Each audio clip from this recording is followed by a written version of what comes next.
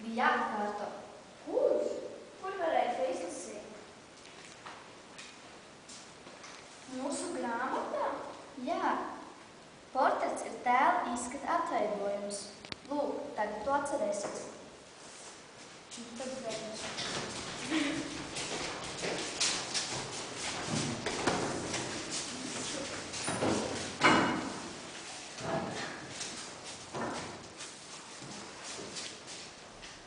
Rūta Karkuņa, Ingrida Strēle, Jānis Strēlis.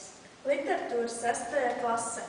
Eksperimentālā mācība grāmata apstiprināta 1999. gadā.